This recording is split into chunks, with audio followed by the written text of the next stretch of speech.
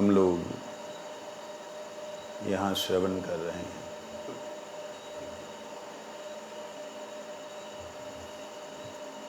जैव धर्म का 16वां अध्याय। कल हमने श्रवण किया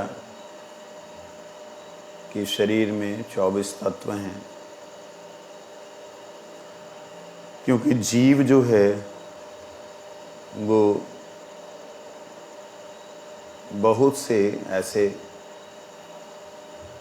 तत्वों वाला शरीर धारण करता है। कल एक प्रश्न किया था बाबा जी महाराज से वज्रनाथ जी ने कि 3.5 हाथ लंबे इस शरीर में सूक्ष्म शरीर का भाग कितना है और स्थूल शरीर का भाग कितना है, एवं इस शरीर के किस भागों में जीव चैतन्य वास करता है। बाबा जी महाराज ने कहा 5 महाभूत, 5 तन्मात्राएं, 10 इंद्रियां, ये सब स्थूल शरीर है। मन, बुद्धि, चित्त, अहंकार, ये सब सूक्ष्म अर्थात लिंग शरीर में जो मैं और मेरा ऐसा मिथ्याभिमान करते हैं तथा उस मिथ्याभिमान के कारण जो स्वार्थ स्वरूप से च्युत हो गए हैं, वे जीव चैतन्य हैं। ये कल हमने श्रवण किया था। वे अत्यंत सूक्ष्म और जड़ीय देश, काल और गुणों से अतीत होते हैं। कौन? जो चैतन्य जीव हैं। चैतन्य जीव कौन है? चैतन्य महाप्रभु जी ना बोले चैतन्य जीव।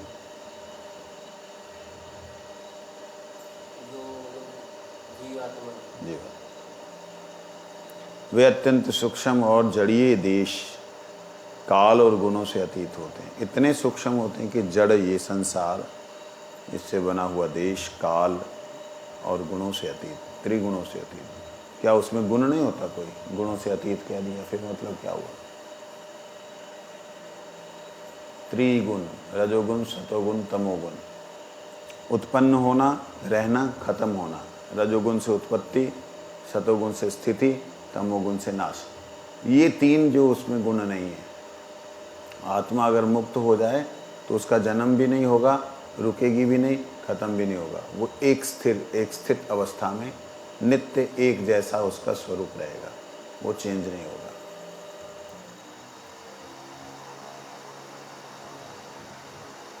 कहते हैं जिस प्रकार हरिचंदन बिंदु जो है शरीर में, कहते एक शरीर के एक जगह रहते हुए जीवात्मा की सत्ता पूरे शरीर में व्याप्त है। ये बात कहने से सब बहुत से ऋषियों का ऐसा मत है।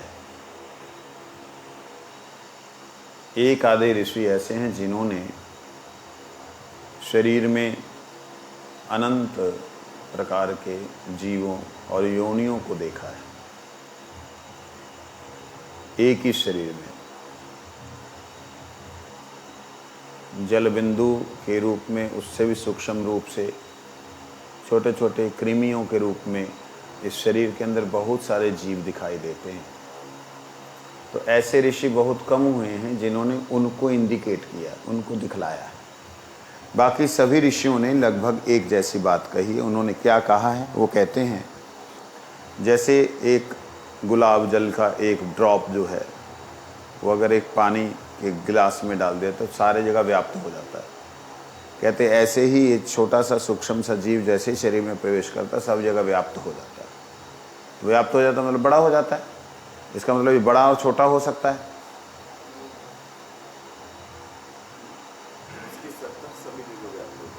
सत्ता सभी जगह। ये सत्ता को लोग नहीं समझ पाने के कारण वो कहते हैं कि जीव ही व्याप्त हो जाता है। थोड़ा सा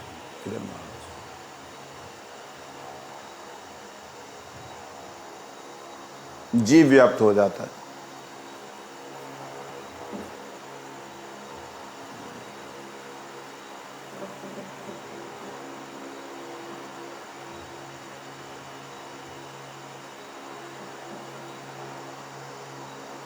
समझे नहीं? इस प्रकार से बोलते हैं। और जब विवेचना करने लगते हैं फिर उत्तर नहीं मिलते। जब उसका विचार करने लगे फिर उत्तर ना मिले। तो इसलिए यहाँ पर भक्ति विनोद ठाकुर जी जिस प्रकार से कहते हैं वो उसी प्रकार अणुमात्र जीव भी समस्त शरीर का क्षेत्रज्ञ और सुख दुख का अनुभव करता है। यहाँ पे किसके लिए कहा है? अणुमात्र जीव समस्त शरीर का क्षेत्रज्ञ हो और सुख दुख का अनुभव करे। सुख दुख अनुभव कौन करता है? आत्मा। यहाँ आत्मा को कहा गया है। अगर आत्मा मुक्त ही है तो मन में भी बद्ध नहीं होगा। यहां जीव जो बंधा हुआ है उसको कहा गया है। अब जो बंधा हुआ है वो मन है। इसलिए कई बार जो है ना ऋषियों की बात को समझना बड़ा कठिन हो जाता है। जैसे आत्मा को आत्मा कहते हैं, वो मन को भी आत्मा बोल देते हैं, शरीर को भी आत्मा बोल देते हैं। देखिए जहाँ आत्मा एक बार बोला है वो तो आत्मा को ही ये निर्देश करता है, लेकिन जहाँ आत्मा दो बार शब्द प्रयोग में आता है वहाँ एक को मन और दूसरे को आत्मा, मूल आत्मा का। हाँ ही ना, वही तो कि जब एक ही शरीर में आत्मा आत्मा आत्मा प्रयोग किया जा रहा है तो एक मन हो गया, एक स्वयं जीव आत्मा हो गया, जीव हो गया, और एक परमात्मा का अंश, परमात्मा की छाया, परमात्मा का प्रतिबिंब हो गया। इस प्रकार से कहते हैं क्षेत्रज्ञ, जो क्षेत्र को जानने वाला। क्षेत्रज्ञ किसे कहते हैं? पहली बात क्षेत्र कहते हैं शरीर को। क्षेत्रज्ञ, क्षेत्र को जानने वाला, वो कौन हुआ?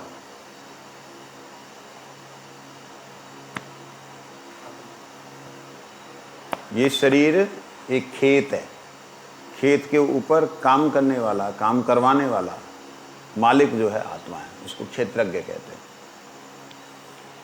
ब्रजनाथ जी कहते हैं यदि जीव कर्म का और सुख दुख का अनुभव करता ठहरता है तो ईश्वर का कर्तृत्व कहाँ रहा? यदि जीव ही कर्म का और सुख दुख का अनुभव करने वाला है, ईश्वर कहाँ रहा? समझ आया प्रश्न?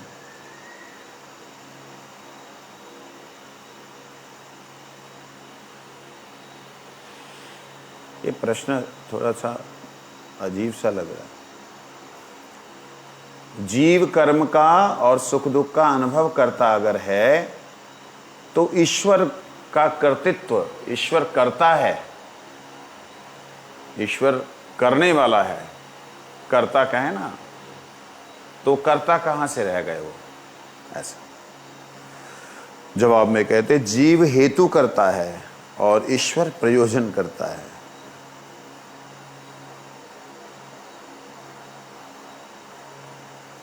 जीव अपने कर्मों का कर्ता होकर जिन फलों को भोगने का अधिकारी होता है तथा जिन अगले कर्मों के लिए उपयोगी बनता है, उन फलों को भोग करने में तथा कार्यों को कराने में ईश्वर प्रयोजन करता है।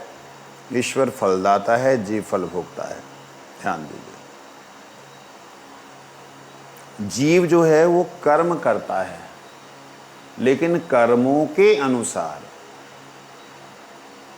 जो फल मिलेगा, कर्मों के अनुसार जो उसको आगे के कर्म कराने के लिए प्रेरित करेगा, वो कर्म जो है प्रेरणा देने वाला, प्रयोजन, उस प्रयोजक उसकी तरफ भेजने वाला, वो है परमात्मा। कुछ समझ आई बात? आई कि नहीं आई? ध्यान से सुनना, इस जगह को देखते रहो हमेशा।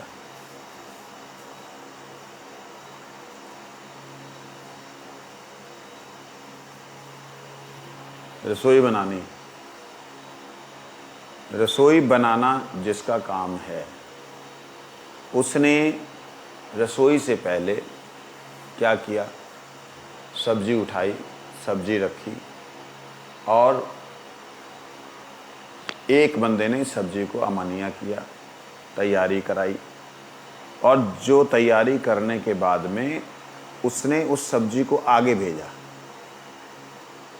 तो यहाँ सब्जी को अमानिया करना और सब्जी को आगे भेजना, दो काम है। ठीक है। परमात्मा सब्जी को अमानिया नहीं करता है, वो जीव को देता है कि तुम कर्म करो। अब कर्म करने के बाद आगे का क्या कर्म होगा, उसके बाद क्रम के बाद क्या कर्म है, वो जो प्रेरणा देने वाली शक्ति है, वो काम को करवाने वाली जो शक्ति है, वो शक्ति है परमात्मा। इसमें नहीं आएगा, सब्जी फब्जी में नहीं आएगा। मैं वैसे उदाहरण दिया, कहीं ऐसे ही सोचे कि मैं रोज जो काम करता हूँ उसमें भगवान ही करवा रहे। वो तेरी सेवा है, तू करेगा, लेकिन फलदाता भगवान है, ठीक है। ब्रजनाथ, मायाबद्ध जीवों की कितनी प्रकार की अवस्थाएं होती हैं? मायाबद्ध जो जीव हैं कितनी प्रकार की अवस्थाएं? कहते 5 प्रकार की। ये ध्यान से सुनोगे समझ आएगा। एक है आच्छादित चेतन, ढका हुआ चेतन। ढका हुआ का मतलब दिखलाई नहीं देता कि वो हिल रहा है, जहाँ कुछ बढ़ रहा है, ऐसा दिखाई नहीं देता, लेकिन है, उसमें जान है, आच्छादित चेतन। एक है संकुचित चेतन, ठीक है। दूसरा है मुकुलित चेतन, और तीसरा है विकसित चेतन, और चौथा है पूर्ण विकसित चेतन।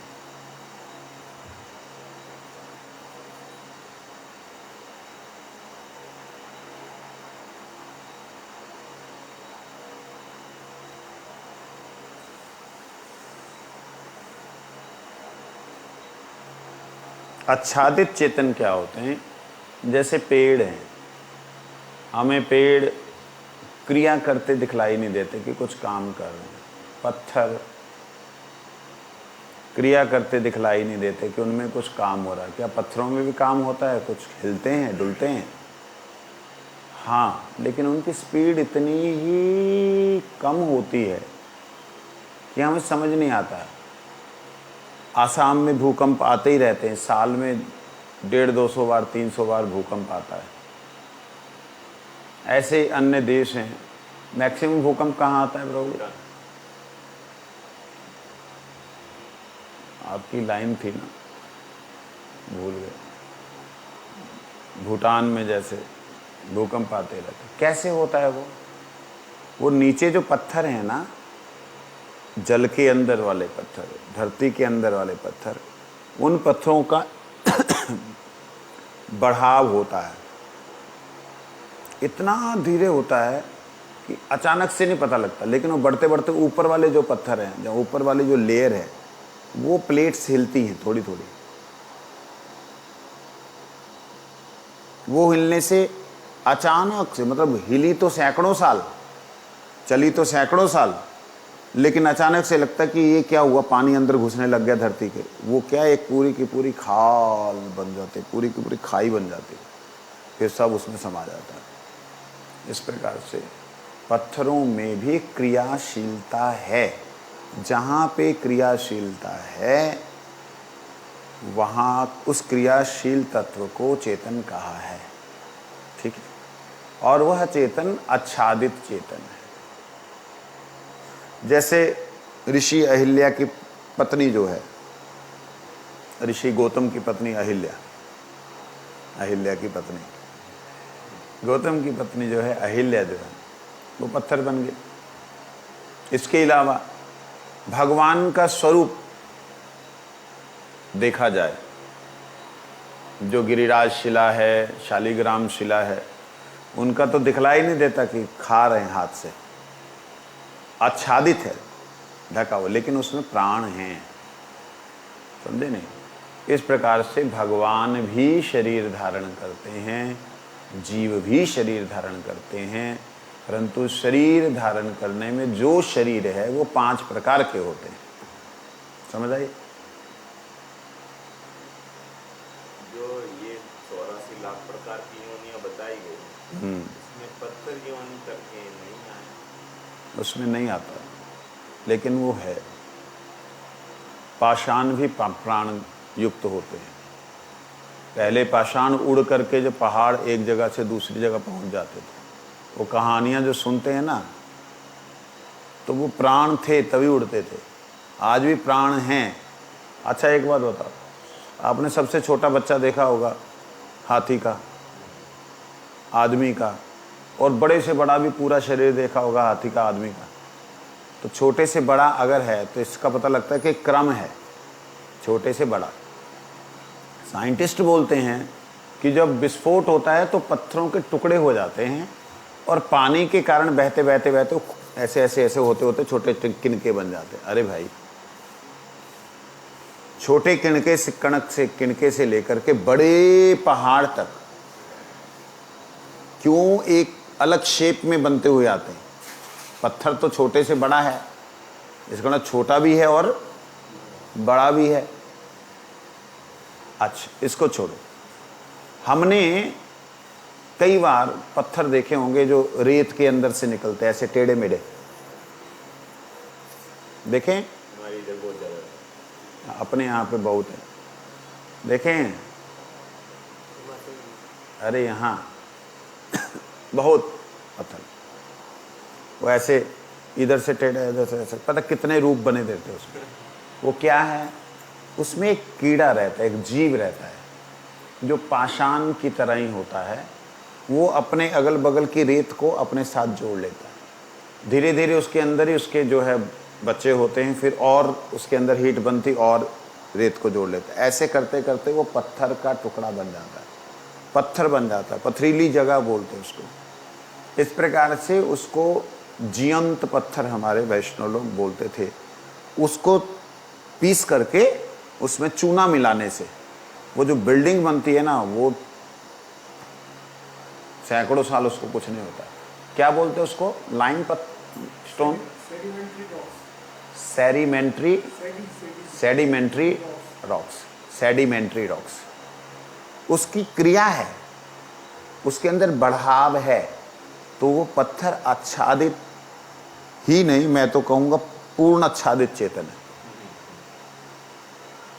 तो आच्छादित चेतन में पेड़ आ गए, बीज आ गए, बीज, दालें आ गई, सारी ये आच्छादित चेतन में आ जाती है। उसके बाद आता है संकुचित चेतन। संकुचित चेतन क्या है? जो है मगर इतना संकुचित है, इतना क्या आते? संकुचित चेतन में कौन आएगा? क्या आएगा? ये जो जानवर जिसमें पर आते हैं, कीट पतंगे, जानवर वगैरह, ये संकुचित में आएगा, मुकुलित में नहीं आएगा।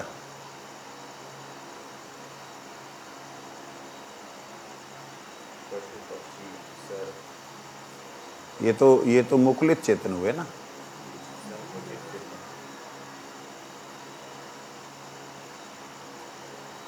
अच्छा, आच्छादित चेतन का पता लगा, ढका हुआ चेतन, पेड़ पौधे। आगे कहते हैं, प्रश्न करते हैं, आच्छादित चेतन कौन से हैं? कहते वृक्ष, लता, तृण, पत्थर की योनि को प्राप्त हुए जीवों को आच्छादित चेतन कहते हैं। ये जीव कृष्णदास्य को भूलकर माया के जड़ीय गुणों में इतने दूर तक अभिनिविष्ट हो जाते हैं कि इनके चिद धर्म का परिचय लुप्त प्राय होता है। चिद धर्म क्या है? आत्मा का धर्म, आत्मा का स्वभाव। धर्म मतलब होता है स्वभाव। केवल 6 विकारों के द्वारा उनके चिद धर्म का नाम मात्र परिचय पाया जाता है। जो 6 विकार हैं क्या है? जन्म, स्थिति, वृद्धि, परिणाम, क्षय और विनाश। जन्म हुआ, छोटा सा था, है, टिका हुआ है, वृद्धि हुई, और वृद्धि होने से उसका रूप इधर उधर से बना, फिर वो क्षय हुआ, फिर विनाश हो गया।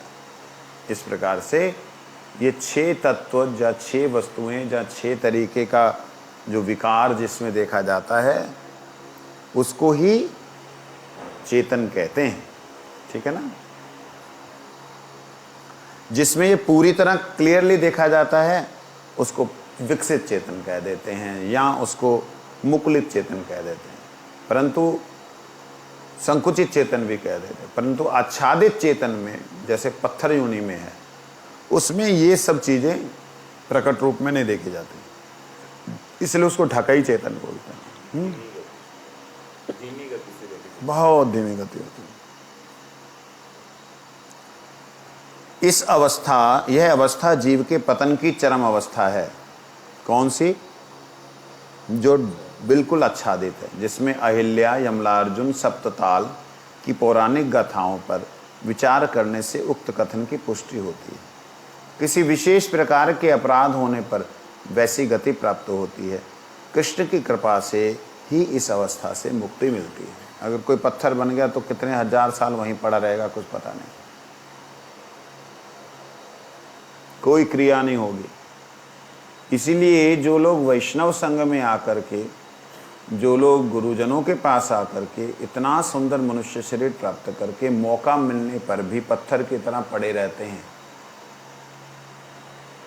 कोई भी उनका शारीरिक परिश्रम नहीं होता, या दूसरे के ऊपर डाल देते हैं, उनको पता नहीं है कि भगवान इच्छा पूर्ति करने वाले हैं। भगवान ना भी डायरेक्टली तुम्हारे कार्य को करे, योग माया तो कर ही सकती है कि वे तेरी ऐसी आलस रहने की इच्छा, चल तेरे को मैं पीपल का पेड़ बनाती हूँ, पड़ा रहे सांड की तरह, खा और बढ़ता रहेगा, खाता रहेगा, तो होगा क्या? वो जीवन तो बर्बाद हो गया। हजारों साल तक पीपल रहता है, हजारों साल पीपल रहता है। तो उसमें इस प्रकार से हमारे से गलती ना हो, हमारा जो चेतनता है वो ढकी हुई ना रहे, आच्छादित ना रहे, चेतन रहे, क्रियाशील रहे, तब भगवान कृपा करके हमको अपने दासत्व में स्वीकार करते हैं। ठीक है ना? जैसे उदाहरण के लिए कई महापुरुष लोग हैं, वो लोग तो शांति बैठे रहते हैं, कोई शरीर की क्रिया नहीं करते, थोड़ा अगर कभी थोड़ा खाना हुआ थोड़ा खा लिया, बस अपनी मस्ती में मस्त। उनको क्या होगा? वो तो भगवान की भक्ति कर रहे हैं, वो ऐसे पड़े नहीं हुए हैं, सेवा में हैं। उनका क्या होगा? उनकी भावनाओं में जो क्रिया कर रहे हैं उन पे डिपेंड करता है। ये तो भावना हो रहने दो, कुछ मत बोलो, मेरे को सोने दो। अरे जो ऐसा करेगा उसको फिर पाषाण जो नहीं मिलेगी। ब्रजनाथ जी कहते हैं, अच्छा तो संकुचित चेतन क्या हुआ? आच्छादित तो पत्थर पेड़ हो गए, संकुचित चेतन क्या हुआ? तो कहते हैं वो है पशु, पक्षी, सर्प, मछली, जल जंतु, कीट पतंग, ये है संकुचित चेतन। संकुचित मतलब जैसे तेरे को जोर से किसी ने डांट दिया तो क्या होगा? तू डर जाएगा, हैं? ना, डांट दिया, डर जाएगा। और जैसे वो देखेगा उनको तो तेरे अंदर क्या होगा? डर होगा, मैं बोलूं नहीं, ऐसा होगा ना, संकोच हो जाना। तो ऐसे ही जो लोग इस संसार में दूसरे के ऊपर शासन करने का ज़्यादा ही प्रभाव रखते हैं, उन लोगों को महामाया, जो दूसरे को दबा करके रखना चाहते हैं, जो प्रकृति को अपने अधीन करना चाहते हैं, उनको महामाया की जो एक क्रिया है कर्मफल प्रदायिनी, उनको ऐसे ही शरीर दे देती है। पक्षी का दे दिया, सांप का दे दिया, मछली का दे दिया, जल जंतु का दे दिया, कीट पतंग। जल जंतु में मछली आ गई तो और भी होते होंगे, कितने लाख, कितने लाख? पहले वाला ही है, 9 लाख तरह के जल जंतु हैं। कीट पतंग बना दिया, तो ये सब संकुचित चेतन है। आच्छादित चेतन की चेतनता का परिचय प्रायः लुप्त होता है, परंतु संकुचित चेतन की चेतनता कुछ अंशों में अनुभूत होती है। आहार, निद्रा, भय, इच्छानुसार गमनागमन, अपना अधिकार जानकर दूसरों से लड़ाई झगड़ा, अन्याय देखकर क्रोध, ये सब संकुचित चेतन में पाया जाता है। संकुचित चेतन कीट पतंग, जल जंतु, मछली, सर्प, पक्षी, पशु, ये सब लोग अपनी इच्छा से आना जाना, खाना पीना, सोना और अपने अधिकार के लिए लड़ाई करना, ये सब इनमें देखा जाता है। इनमें केवल परलोक गमन का ज्ञान नहीं होता है, कहाँ जाना है, लक्ष्य क्या है, ज्ञान नहीं होता। बानरों की दुष्ट बुद्धि में कुछ हद तक विज्ञान विचार भी देखा जाता है, बंदरों में देखा जाता है, वो बात का तरीका अपना एक्सप्रेस करते हैं। कुत्तों में भी देखा जाता है ऐसा। मालिक ने बोला ब्रिंग इट, वो तुरंत जा करके वो टॉवल लाता है, ला करके देता है। ये सब क्रिया देखी जाती है, बुद्धि उनमें दिखाई देती है। कहते पीछे क्या होगा क्या नहीं होगा, इस विषय की भावना नहीं। ये पॉइंट थोड़ा समझ में नहीं आया कि वो अन्याय के लिए से कैसे लड़ते हैं। अन्याय के लिए ये वो क्या करता है? अन्याय के लड़ने का मतलब है, जैसे एक बंदर ने, जहाँ एक कुत्ते ने, जहाँ एक चिड़िया ने एक रोटी के टुकड़े को उठाया, दूसरे को भी भूख लगी है, वो उसको लेने के लिए झपटा, वो भी सोचता है कि उसका अधिकार है रोटी के टुकड़े पे, ये सोचता मेरा अधिकार है। आपस में एक दूसरे से खींचातानी रूपी भी लड़ाई होती है। ठीक है, अपना अधिकार भोजन के ऊपर समझना, इसको बोलते हैं अन्याय। उनको ये नहीं मालूम कि ये इसकी है या उसकी है, उनको मालूम रोटी है तो भोजन है, भोजन है तो भोजन है, तो किसका है ये नहीं मालूम, उसके लिए लड़ते झगड़ते सब कुछ करते हैं। मेरे एरिया में कैसे आ गया, कुत्तों को देखो ना कितना दिमाग होता है, ये बाउंड्री तेरी नहीं, भाग भाग भाग भाग भाग, मैं जाऊँगा, कैसे जाएगा, रट रट रट, कैसे बोलते हैं, बातचीत करते हैं। कभी ध्यान देना उनको, ज़्यादा मत देना।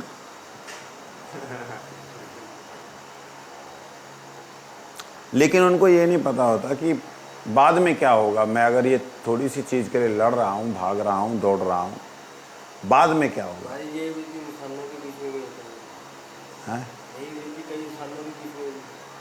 अभी उनकी बात नहीं आई, अभी पशुओं की बात हो रही।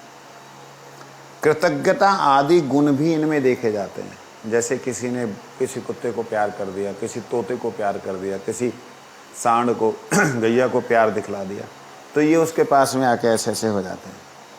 कृतज्ञता भी इनमें दिखती है। किसी किसी जानवर में द्रव्य गुण संबंधी ज्ञान भी अच्छा होता है। कोई कोई जानवर ऐसा होता है कि उसको मालूम इसे नहीं खाना है, बड़ा नेचुरल ज्ञान होता है उनमें। जैसे ततैया जो है, मक्खी तो मक्खी होती है, पीली मक्खी हो, लाल मक्खी हो, काली मक्खी हो, तो जो मेढक है उसको तो खा लेना चाहिए, लेकिन नहीं खाता। छिपकली को खा लेना चाहिए, नहीं खाता।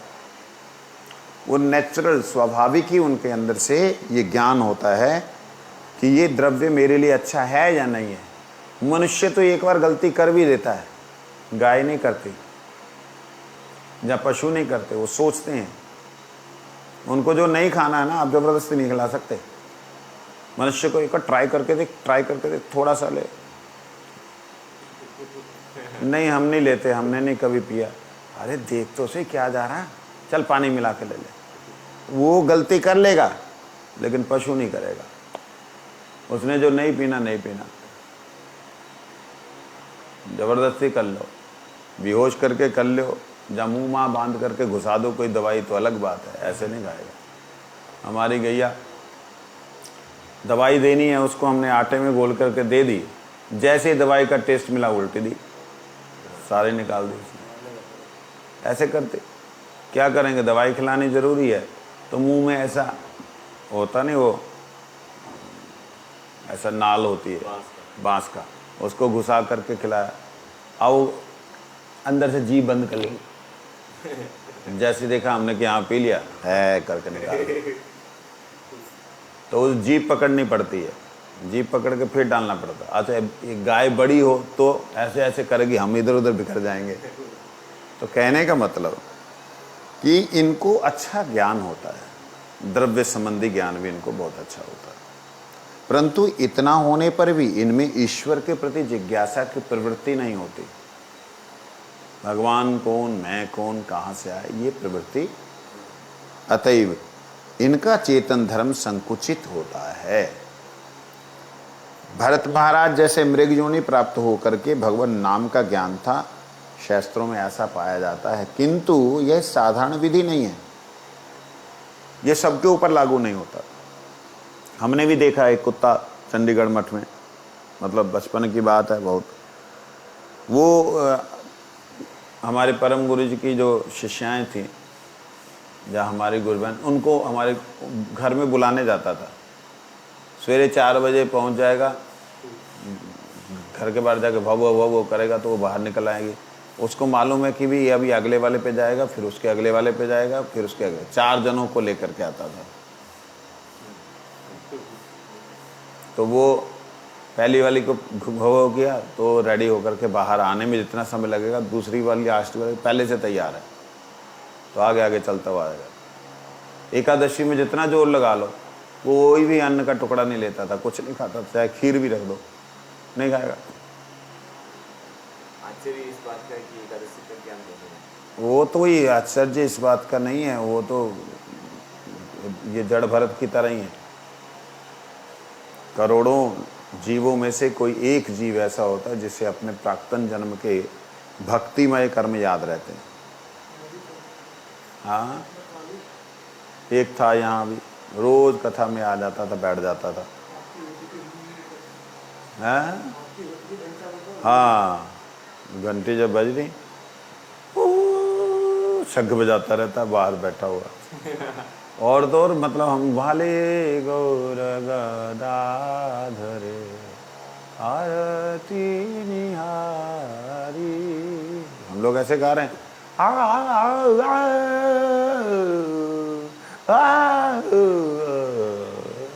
सुर लगाता था अपने यहीं पे। ये ब्रज में तो मैंने बहुत देखे प्रभु जी, क्योंकि ब्रज में ना ये योग माया की बड़ी कृपा है। मतलब किसी जीव को स्वीकार करके योग माया छोड़ती नहीं है, लेकिन हम स्वीकार अब समर्पण करते नहीं हैं। गलती से कोई भी महापुरुष, कोई भी वैष्णव, कोई भी संत, वो अगर अन्य योनि में जाना भी हो उसको पड़ेगा, तो योग माया दया करती कि ये तो ठाकुर जी की बड़ी सेवा की थी, गलती इसने की है, चलो यहीं पे इसको धाम में सजा मिले। तो धाम के कुत्ते और वगैरह जो हैं, उनमें मैंने विशेष रूप से ये सारी चीज़ें देखी। एक दिन मैं राधा कुंड में था, मतलब वो तो रोम खड़े कर देने वाली बात थी। 8-10 कुत्ते अलग अलग हैं, सब उधर इधर उधर हैं, सब अपना खेल रहे हैं। जैसे ही घंटा बजा आरती का, ढिंग ढांग, राधा कुंड में, बहुत दिन पहले की बात है, तब मैं वहाँ भजन करता था, 2007 की बात है। जैसे घंटा ढिंग ढांग बजना शुरू हुआ, जो जहाँ है वहीं सब ने मुंह ऊपर किया, शंख बजाने शुरू कर दिए सबने।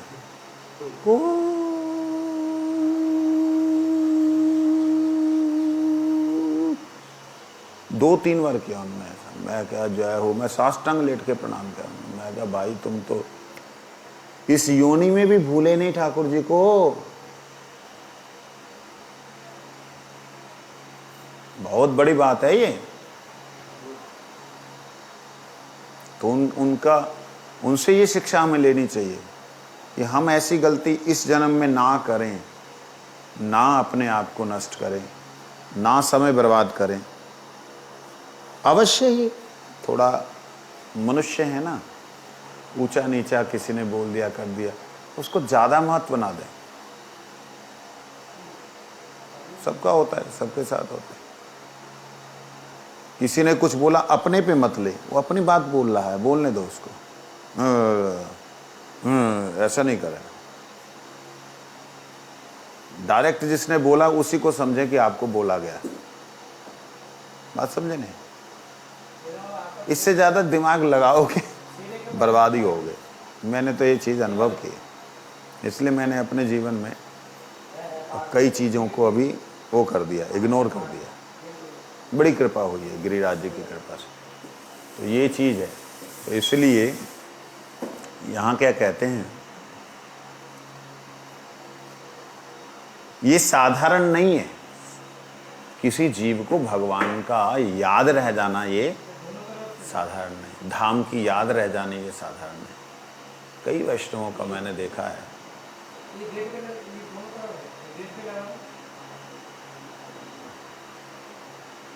गेट वाली दीवार पे लगा दो, कथा चल रही, कथा चल रही, 5 मिनट बाद बता दो।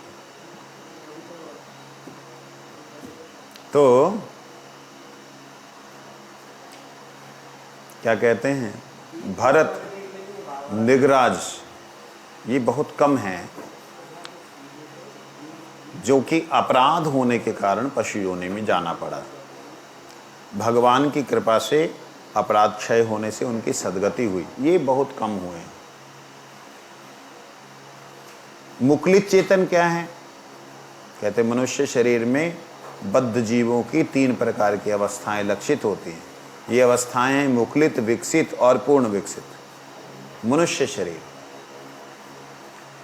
इससे पहले कौन सा था? आच्छादित और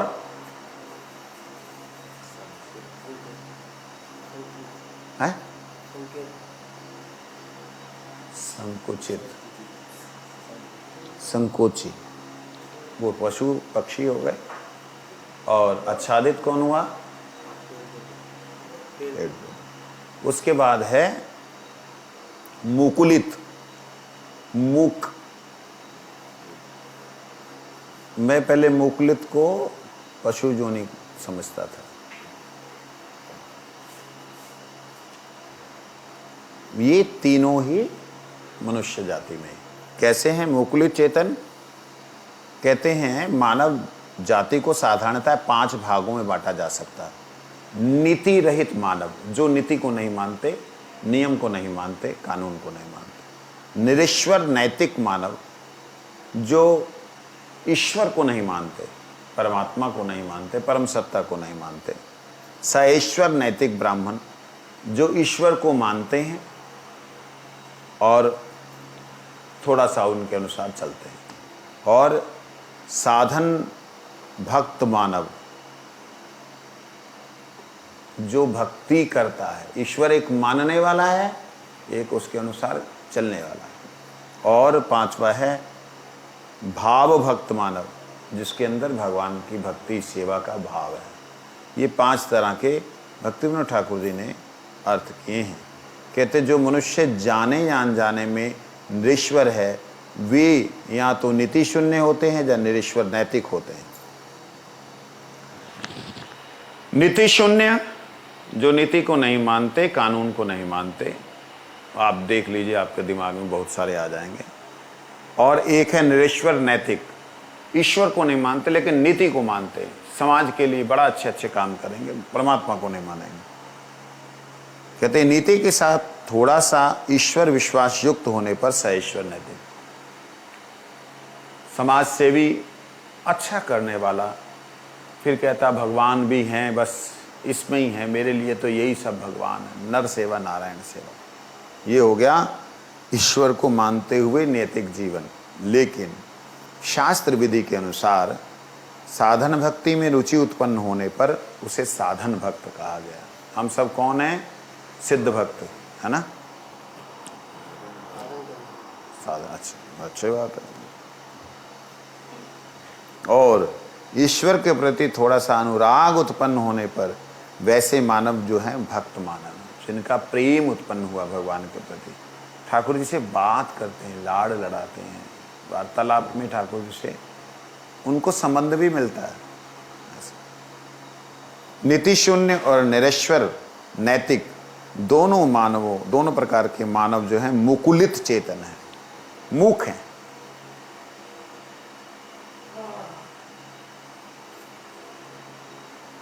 मुकुलित चेतन जो नीति शून्य है और निरीश्वर है। सईश्वर नैतिक और साधन भक्त विकसित चेतन है। भाव भक्त मानव पूर्ण विकसित चेतन है। इनको थोड़ा सा समझ लें।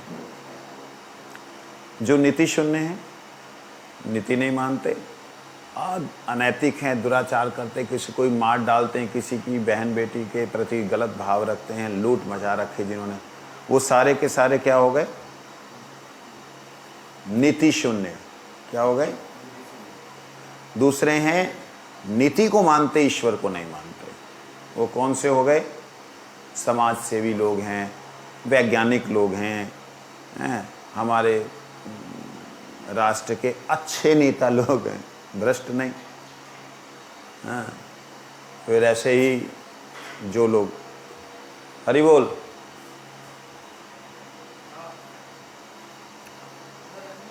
दोनों प्रकार के मानव मुकुलित चेतन है। ये जो हैं ऊपर दोनों जो बोले, ये मुकुलित है, इनके पास ज्ञान होने पर भी ये मूक हैं, बोल नहीं रहे हैं परमात्मा के बारे में, सुन नहीं रहे हैं परमात्मा के बारे में, इसलिए मुकुलित है। और नीति को भी मानते, परमात्मा को भी मानते हैं, परंतु साधन नहीं करते। वो हैं स ईश्वर, ईश्वर मानने वाले, नीति मानने वाले। वो कौन है? वो हैं जैसे बोलते हैं आत्मा ही परमात्मा है, सब में परमात्मा ही है, नारायण ही सब में है, इनकी सेवा करना ही, ऐसे लोग, समझे? और एक साधन भक्त भगवान का भजन करता है, उसको विकसित चेतन कहते हैं। वो मुकुलित हो गए और ईश्वर को मान करके सेवा कर रहा है, भगवान को मान करके भजन कर रहा है। ये दोनों ही विकसित चेतन, इनका दिमाग सेट हो गया, परमात्मा की तरफ जाने लगा, और पूर्ण विकसित है जो भाव से, भक्ति से भगवान का भजन करता है। ब्रजनाथ कहते हैं भाव भक्तों के लिए कितने दिनों तक मायाबद्ध रहना संभव है? जब भाव भक्ति करने लग गए, हम सब लोग तो वैसे भाव भक्त ही हैं, क्योंकि हमारे में ये भाव पक्का बन चुका है कि हम गुरु के दास हैं, वैष्णव दास हैं। कितनी उसमें हमारी निष्ठा है वो एक अलग बात है। ये जो भाव है, ये उत्तम भाव होता है। मैं दासन को दास हरि, तुम ठाकुर मेरे, मैं दासों का दास हूँ, आप मेरे मालिक हैं, लेकिन मैं आपके दासों का दास हूँ। ये भाव जिसके अंदर आ गया, वो भाव भजन है, भाव भक्त है, उसका मानव जन्म सफल है, वो पूर्ण विकसित है। परंतु उस क्रिया में कितना आगे बढ़ के जाएगा वो भी डिपेंड करता है। लेकिन महाराज जी, जिसका दासों के प्रति तो समर्पण है, या उनको तो मानता है लेकिन ईश्वर को नहीं मानता, ऐसा हो ही नहीं सकता। इसका ईश्वर के साथ में संबंध नहीं उसका, लेकिन उनके दासों के दास ज़्यादा ही अच्छा है वो, और भी अच्छा है। ईश्वर के प्रति है, दासों के प्रति नहीं, उसको मना किया गया। ईश्वर के प्रति है, दासों के प्रति नहीं है, उसको मना किया गया, ये सही नहीं है। लेकिन दासों के प्रति है, ईश्वर के प्रति भैया आपका है, जैसा भी है, मैं तो आपका ही हूँ, वो बहुत उत्तम है। जैसे श्री रूप मंजरी पद से ही मोर संपद, से ही मोर भजन पूजन साधन भजन, जो भी सब कुछ वही है। अब उसमें अगर रूप मंजरी जी कहती हैं किसी दासी को कि देखो आज श्याम सुंदर को, और वैसे भी तुम उसके सामने आना नहीं, तुम्हें जितना भी बुलाए उसको तिरस्कार करना, तो वो श्याम सुंदर का भाव नहीं देखेगी, वो रूप मंजरी का ही देखेगी, और रूप मंजरी ललिता जी के निर्देशानुसार ही चलेगी। तो ये एक परिपाटी बिल्कुल अलग भाव राज्य की अलग है।